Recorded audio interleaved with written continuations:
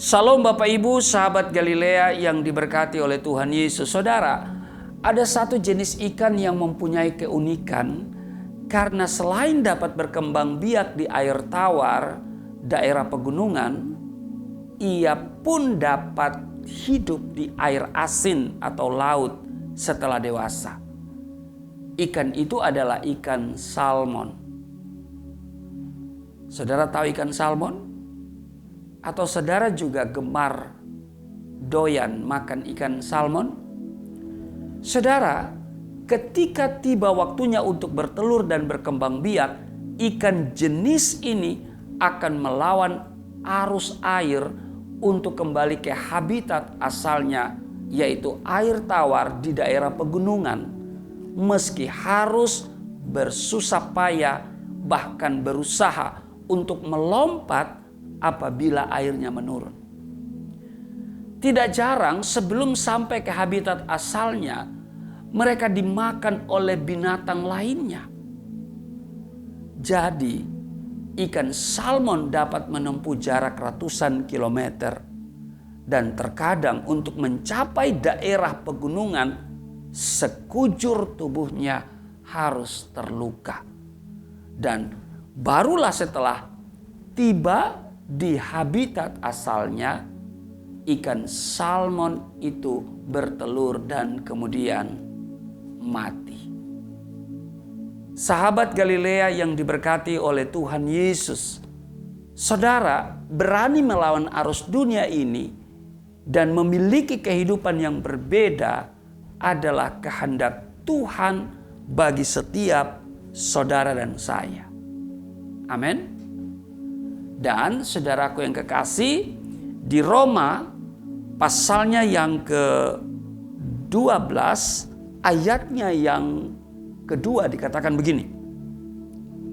Janganlah kamu menjadi serupa dengan dunia ini, tetapi berubahlah oleh pembaruan budimu, sehingga kamu dapat membedakan manakah kehendak Allah, apa yang baik, yang berkenan kepada Allah, dan yang sempurna. Namun banyak orang Kristen lebih suka mengikuti arus dunia, memiliki kehidupan yang tidak berbeda dari orang-orang dunia, dan mengabaikan jalan-jalan Tuhan. Saudara, marilah kita belajar dari seorang Kaleb dan Yosua yang berani bertindak sebaliknya. Dia berani melawan arus saat ke-10 rekannya yang diutus oleh Musa untuk mengintai negeri Kanaan, ya kan? Merasa pesimis untuk dapat masuk ke tanah Kanaan. Saudara, Kaleb dengan berani berkata, kalau kita lihat di Bilangan pasal 13 ayat 30, dia katakan begini, tidak, kita akan maju dan menduduki negeri itu sebab kita pasti akan mengalahkannya. Kaleb dan Yosua tetap berpegang pada iman dan keteguhan hatinya. Berani menentang arus berarti berani membayar harga, siap menanggung resiko, dan bahkan nyawa menjadi taruhannya. Ketika tetap teguh mengikuti jalan Tuhan dan tidak mau mengikuti arus, Kaleb dan Yosua nyaris mati karena orang-orang Israel hendak melempari mereka dengan batu. Namun saudara, Tuhan membela dan meluputkan yang bersungguh hati melayani dia. Saudara, beranikah kita melawan arus dan mempertahankan hidup benar meski di tengah dunia yang bobrok ini?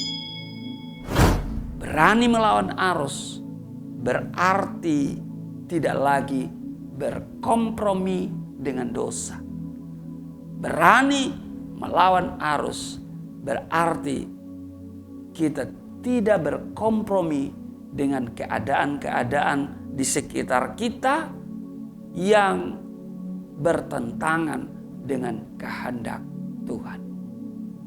Saudara, mari kita belajar dari Kaleb dan Yosua untuk berani melawan arus.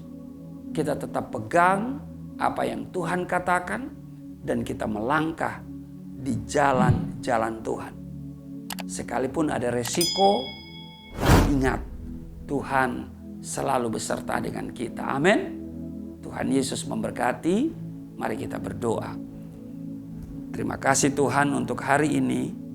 Kami belajar dari tokoh Kaleb dan Yosua yang berani melawan arus, tidak kompromi dengan keadaan di sekitarnya, tidak terpengaruh, tidak terprovokasi oleh 10 rekannya yang lain yang pulang dari pengintaian. Mereka memiliki pandangan yang luar biasa karena mereka percaya kepada Tuhan yang beserta dengan mereka. Kami pun ada di masa-masa yang sukar hari-hari ini. Tapi kami tetap berjalan di jalan-jalan Tuhan dan kami imani Engkau beserta dengan kami. Sebab itu hamba berdoa, berkati seluruh sahabat Galilea di mana saja mereka berada. Peliharakan kami semua, yang sakit disembuhkan, yang kekurangan diberkati. Di dalam nama Tuhan Yesus, haleluya, amin.